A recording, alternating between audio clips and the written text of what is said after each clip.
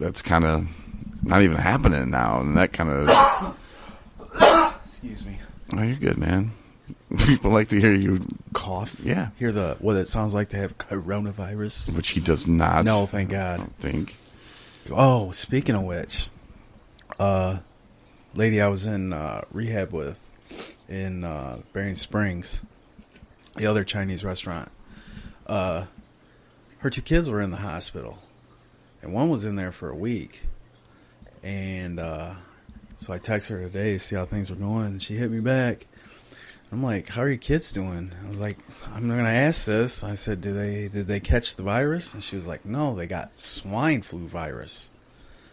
I'm like, what? And she goes, yeah, they've been pretty ill. They're getting through the end of it now. They've been in there for 2 weeks. Well, knowing that hospital down there, it probably was the coronavirus. They just misdiagnosed it. I don't know. Yeah, that could have been. I mean, I have diabetes, and I went to that hospital because my eyes were clouding over. So they're testing me for everything except cataracts. I'm getting the water pressure test for glaucoma. In the back of my head, I'm like, glaucoma, all right, I'm going to get me a bag after this. This was quite a few years ago. And I go to she goes, I don't know what's wrong with your eyes. I'm like, well, I can tell you what's wrong with it. I can't see out of it. And it happened in 2 weeks. And she's like, well, you need to go to the eye doctor. I'm like, so basically you told me you found nothing out and you're going to charge me $3,400 to sit in here. Okay. So I go to the eye doctor. He looks at my eyes without any equipment and goes, you have cataracts. We're just going to test it to make sure. Puts a blue light or something in my eye. Yeah, you have it. I'm like, this took 10 minutes. I was in the hospital for 7 hours. He goes, yeah, you need your new lens put in your eye. He told me a price there, and it was just too much. I went to another place, and it was halfway right. Then 2 weeks later, the other eye went out. Did I go to the hospital? No. Yeah, they have their ways about them. They went there one time, and my rib was, well, I got plenty of hospital stories, but one time I went there, and I was sober, and I had this pain, and when I have pain, like, in my stomach, I start freaking out, because I'm like, uh-oh. Ulcer. Liver. You know, I don't know what that's like. So I'm like, damn, like, what's going on here? So I go there, and I'm like, I think my liver's messed up again. You know, can you guys do an ultrasound? You guys check that out. And they're like, oh, we did this, and your blood work, everything's fine. And I'm like, well, what is it? You know, and the doctor comes in, he's like, well, we're not giving you any pills. I'm like, I know. I didn't even ask for any pills. I just want to make sure my liver's fine, but I got this pain. We'll get you some ibuprofen. I'm like, I don't even want ibuprofen. I want to figure out if this is my liver. Am I dying? Yeah, because it's over here, you know, and that's where my liver hurts. I'm turning yellow. Please help me. It wasn't yellow, but so the pain's still there, and it's just getting worse. So 2 days later, I went to another hospital, and they were like, "Oh, wait, you have a broken rib. You got 2 fractured ribs here." And I'm like, "What?" Like, they did an X-ray. She's like, "I don't know why they didn't catch that. Like, it's pretty obvious." And she showed me on the X-ray thing, and I was like, "Are you kidding? Did you have to pay for that visit?" My stepdad did. You know what I mean, though. Why would you pay for something misdiagnosed? Or didn't he? Just thought I was in there. He just thought I was in there for pills, which was the last thing. I just wanted to make sure my liver. Doesn't that piss you off, though? Oh, big time. Because when I was in rehab, they had people come in from the hospital. Not the last one I was at, but the one before that. And these were students. Some were already in the hospital. I don't know what you call it, residents or whatever. Mm-hmm. Asking our opinion on how they should treat people with addiction. Yeah. And we're telling them how we wanted to be treated. Basically, it's like everybody else. Ask us, yeah, we're addicted. Don't treat us like we're junk. Or crap or whatever. Just treat us like normal people. Give us what we need. If you don't want to red flag us, don't give us pills or whatever, fine. But treat the problem and be cordial to us. Right. That's basically what everybody said. Because I know how it is. Mm-hmm. Especially when you want your stuff. You get a little mad. Mm-hmm. So. And people will go. But I thought that was cool. another time I went in there, and I was, well, I'll just give you two more real quick ones. One time I went in there, it did a number on myself and was not doing so hot. And it was again in St. Joe, and they kept telling me, like, you need to tell me what you took. And I was like, alcohol. I don't know, like vodka. Like, what do you mean? No, there's something else in your system. Like, what did you take? I'm like, I don't know. They're like, well, this is toxic and this and that. I'm like, I don't know, man. Alcohol. No, did you take some antifreeze? I'm like, what? Yeah, that's what I was like. Why would I drink antifreeze? Like, I don't know, but this stuff, we don't know what it is, and blah blah blah. And I'm like, I don't know, man. Would you get some Chinese vodka? They're like, well, how do you know if you were that drunk? I'm like, I've never done it before. I don't even know where there's antifreeze in the garage. Maybe, I guess. Oh, they do. And the doctor kept coming in, like, give me the third degree, like how I was lying to him, and I'm like, bro, like. Then finally, 2 days later or something, maybe it wasn't that long, but he's like, okay, well, we're gonna buy your story. I'm like, well, yeah, you are, because that's what I told you. Yeah, quit chasing a ghost, man. It seems like they would be able to do a blood test and see what's in your system. And they did, and they kept saying that there was something in there that they don't know what it is, and they can't figure it out. Man, you must have got a good bottle. My body was just that toxic, I think. Wow. But that was crazy. And another time, it was when the Cubs were in the playoffs, and a girlfriend had called them, and they came, and they weren't going to take me. Is it Morlock? The cop in Coloma.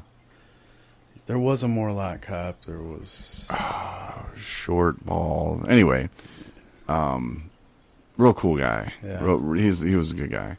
He came out, and she's like, oh, Corey said he's going to do this. And of course, I lied. I'm like, I didn't say that. Right. She's just tripping. She don't know what she's talking about. And so they start leaving, and I was like, all right, well, I'm going to go. I said something like smart ass, and they're like, well, Corey, let's go now. I'm like, what? Now we got to take you. I'm like, for what? Like, because you just said that. Now we got to take you to the hospital. So I get in there, and I'm waiting, and this doctor's being douchey, and I'm like, okay, and I'm like, well, I don't know what they want to do with me, so I finally looked at this nurse. I'm like, I'm just gonna leave. She's like, okay. I'm like, great. So I got left. Vroom.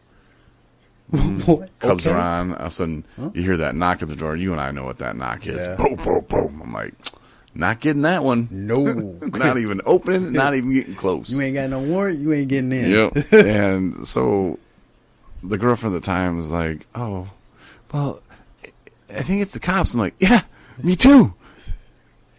Don't open it. Don't even crack the door. Yeah, my thing is, if I didn't order pizza, I ain't answering it. I don't care who it is. And she opens the door and then lets him in. The cop's like, all right, you got to go with us. I was like, no. He's like, well, you didn't sign out of the hospital correctly. I'm like, yeah, I did. They brought me my clothes, bro. I was like, you think I just went and got my clothes? And the cop's like, I'm like, what am I supposed to do? And they had this like new rookie from Berrien County there. And great. He was trying to tase me and make his name for himself. Yeah, is that Morlock? I don't know. But anyway, he was like, yo, man, kind of just put that down. And I'm like talking, I'm like, what is this your first day, son? Yeah. And he's like, Arr. Oh, great. And I'm like, well, hold on, I'm going to change my underwear at least. Drop trowel, change my underwear. Bet your sarcasm went on. Oh, it was bad. I love it. It makes me laugh. I was like, you going to tase me in my mama's crib? What's up, homie? Because they were out of town. I was house sitting or something. I was like, nah, man, you can't tase me in my mama's crib. He was pissed. He did not like me one bit. Do you guys always like how Corey starts? One time in the hospital. 3 stories later. Let's see. Do I got a good hospital one? I think I told that one already. Nope. That's got to be a good one. I'll think on it. Something will come up. Something I want to talk about, though, too, and I mean, I guess it affects me right now because I am still living here. People that are living in sober living, and if you've never lived in sober living or, not too familiar with it, it's not called rent. It's called shared living expense. And with all this coronavirus stuff going on, people not being able to even find jobs, I don't know. It's like, what are we supposed to do? And our Gary Peters or something. He's a state senator. I get emails. I was telling you about it earlier. Mm-hmm. And I got an email from him, not from him, but his office saying, hey, people aren't going to be evicted because they're not paying rent, and people aren't going to starve because they don't have money for food. We're going to take care of everybody. And okay, well, legally, we're guests here, so I don't know how that works. I mean, it seems like they wouldn't just be like, well, we'll throw you out. It seems like the person who owns this house would get reimbursed, and the fact that he can take steps to protect himself by filing papers that he needs to. Right. But I don't know if that's being done, and it's really none of my business, and it's not my job to go track that stuff down until it comes to me. And what am I going to do? Then it kind of is my job to figure that stuff out, because I want to be prepared in case somebody comes and says, hey, man, you got to leave, and I'll be like, oh. I will be upset. Yeah. Like, pissed off upset. Yeah. I can see that. I mean, here you are trying to live sober. Better yourself. Yeah, and I know, because I've been looking at the small business loans. The SBA has some of those. In Michigan, they keep adding counties. Berrien County was already there. Yeah. Lucky.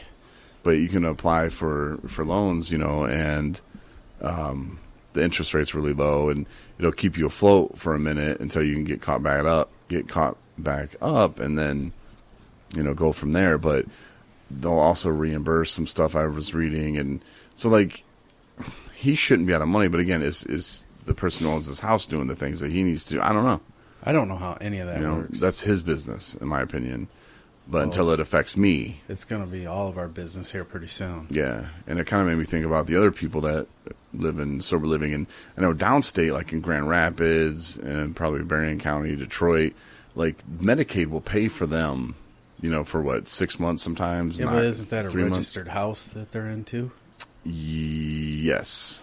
I don't think they'll do that with an unregistered house. I don't know. A lot of questions. I mean, I have the paperwork I filled out, but it didn't go through insurance or anything like that. Right. Well, insurance won't pay for it up here, though, at all. Yeah, I don't know how. Because they say it's not a need. What's the difference somewhere else than here? That's what I don't understand. That's a lot of people don't understand that, because they're like, wait, Michigan's Michigan, right? Like, the money is all floating around the state, but yet, no. What is it? Because it's not as bad not here? This line. I don't know. Some of that kind of makes me think, too, like, did someone go, we don't want them druggies up here? Well, that and the funding that they get at the Chinese restaurant. Some people come in there and they get a week.